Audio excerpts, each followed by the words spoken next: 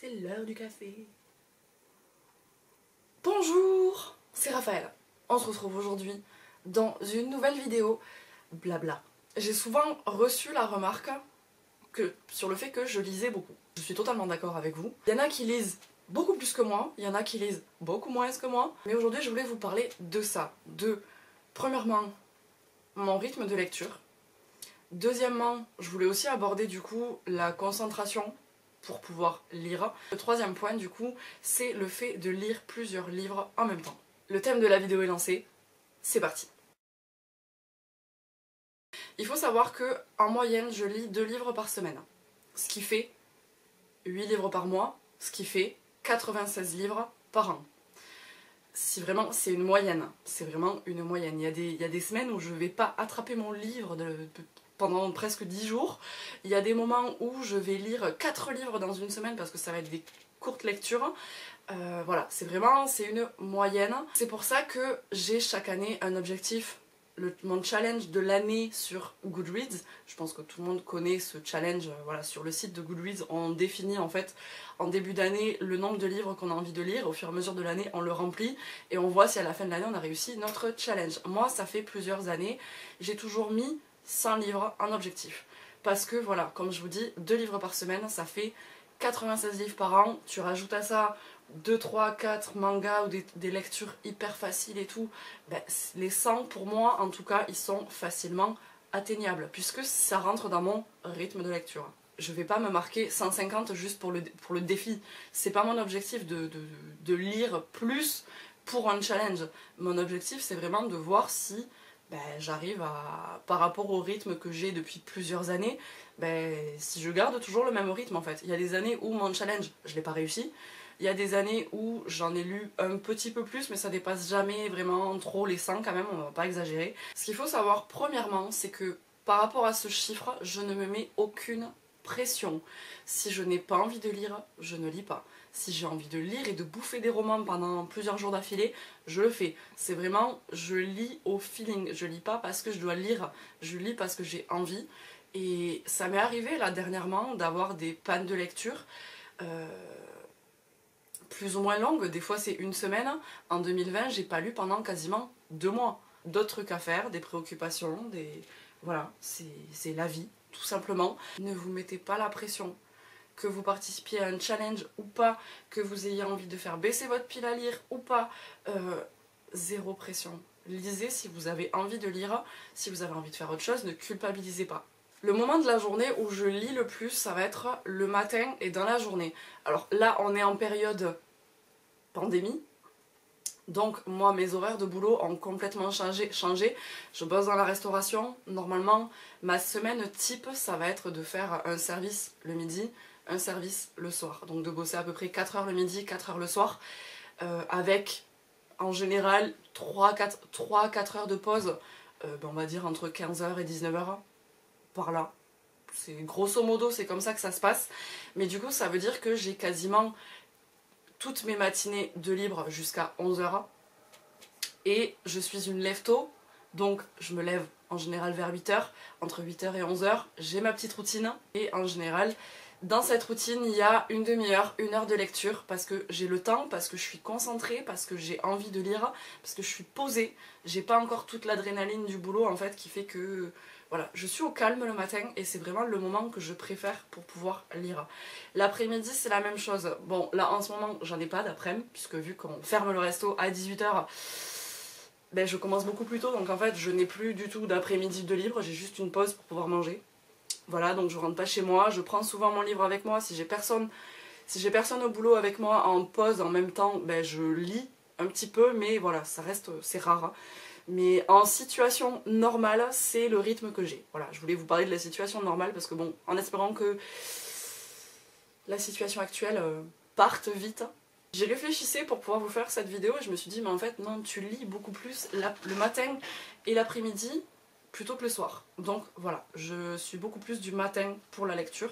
Et ensuite, le dernier point par rapport à mon rythme de lecture, c'est que j'ai l'habitude, en fait, quand je vais lire un gros livre, quand je vais lire un bon pavé, voilà, que ce soit du poche ou du grand format, mais voilà, un bouquin de 500, 600, 700 pages, en général, vous pouvez être sûr que le livre d'après, ce sera un petit livre.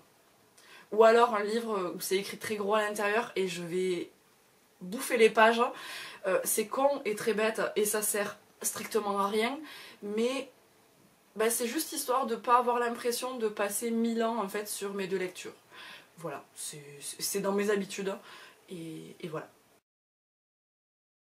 Le deuxième point que je voulais aborder avec vous, c'était la concentration. Sur ma manière de me concentrer, sur ce que je fais potentiellement pour pouvoir être beaucoup plus concentrée. Je vous disais du coup juste avant que je lisais beaucoup plus le matin, tout simplement parce que le soir, quand je rentre du boulot, donc là actuellement je rentre entre 18h et 19h30, comment vous dire que j'ai toutes mes soirées de libre. En temps normal du coup je rentre beaucoup plus tard, donc mes soirées sont beaucoup plus courtes parce que quand je rentre du boulot à minuit je vais pas me coucher à 5h du matin, faut pas exagérer, mais grosso modo ça se passe toujours de la même manière. Le soir j'ai toujours envie de faire beaucoup plus de trucs, le soir, j'ai envie de regarder mes dramas, j'ai envie d'écouter de la musique, j'ai envie de faire du bullet journal, du journaling, de faire mes sessions aussi parce que je suis en train d'apprendre le coréen et c'est souvent le soir que je me pose un petit peu pour faire mes sessions de coréen.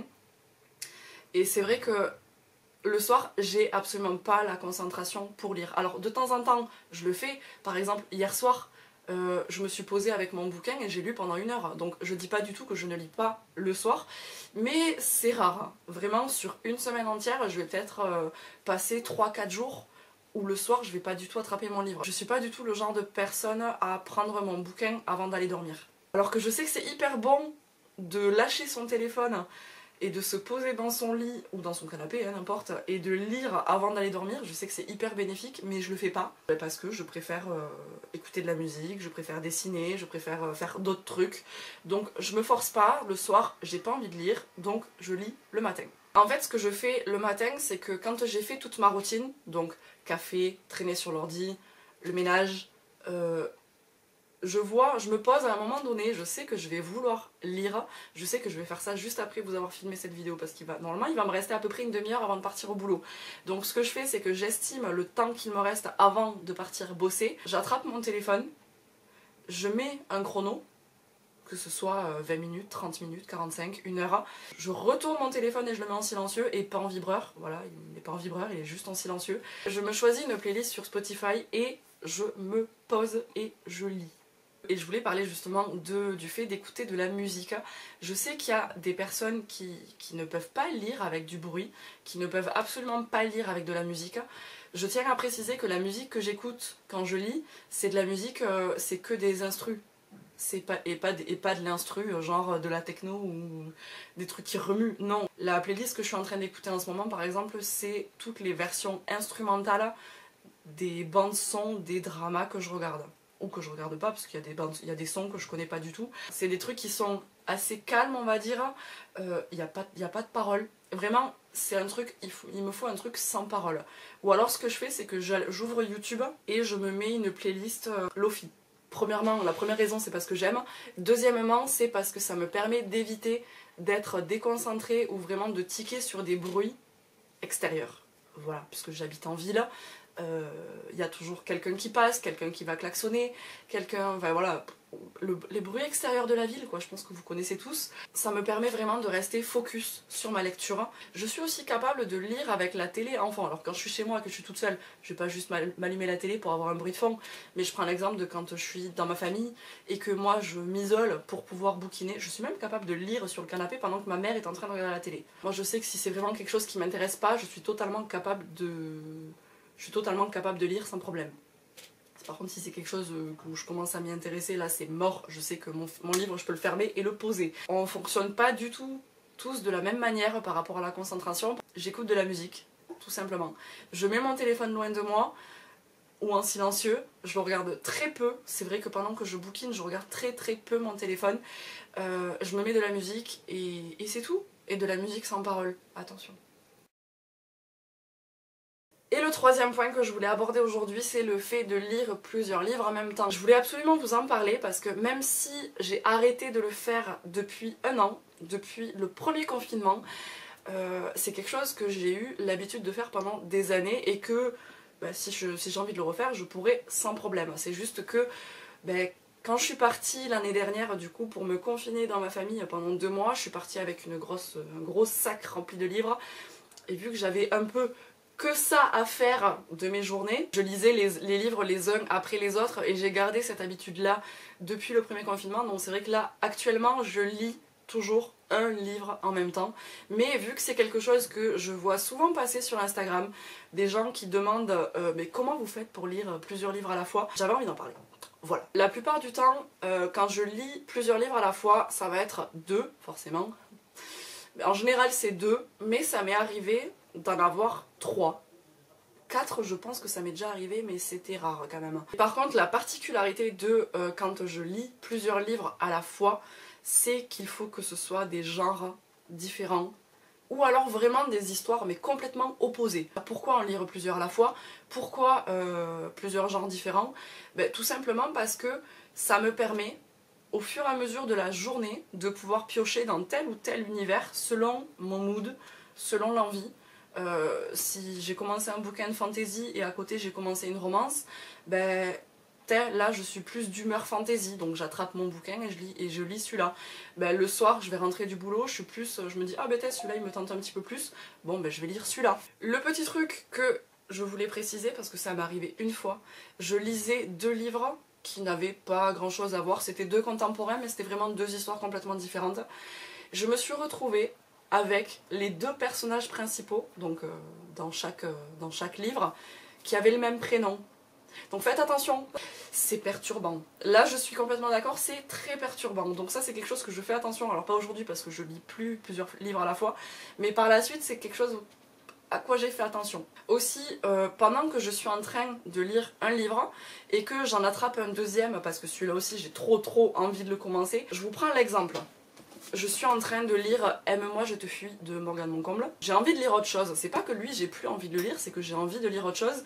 Je vais m'attraper un bouquin dans ma palle, je vais le commencer, mais ça veut pas dire que celui-là, je vais le laisser de côté le temps que je lise le deuxième. C'est vraiment histoire, à tel moment de la journée, j'ai envie de lire celui-là, à tel moment de la journée, j'ai envie de lire l'autre.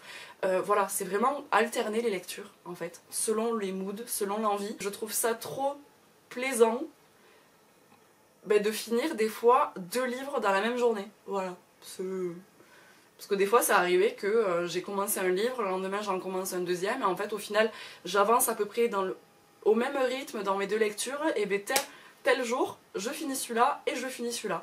Ça sert à rien, c'est pas du tout un objectif, mais ça fait plaisir. Il y a un autre exemple aussi dont je voulais parler, parce que ça c'est quelque chose du coup qui peut être utile. Je l'ai fait l'été dernier, j'ai lu le premier tome de Harry Potter en VO. En même temps, j'ai lu un autre livre, la VO, donc en anglais.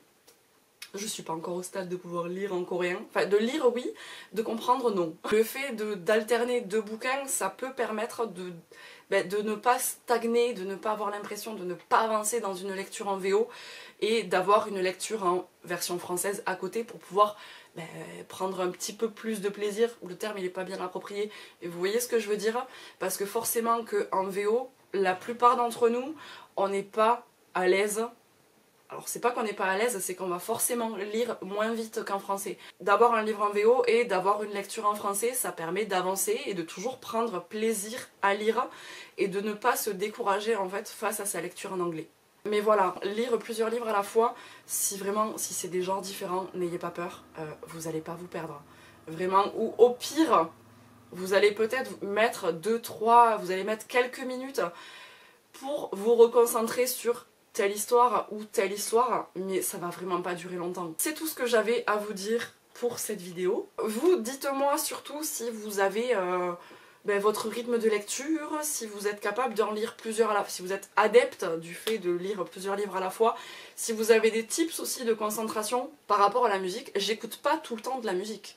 Il y a des moments où je me pose juste et je lis. C'est pas du tout systématique, mais je voulais en parler, que c'est quand même une méthode que j'utilise pour rester focus sur ma lecture. Donc voilà, si vous aussi vous avez des tips de concentration, n'hésitez pas à les marquer. Je pense que j'ai fait le tour de ce que j'avais à vous dire par rapport à tout ça. Donc merci à vous, si vous êtes encore là, d'avoir regardé cette vidéo jusqu'à la fin. J'espère que ça vous a plu. On se retrouve très bientôt dans une prochaine vidéo, et d'ici là, prenez soin de vous.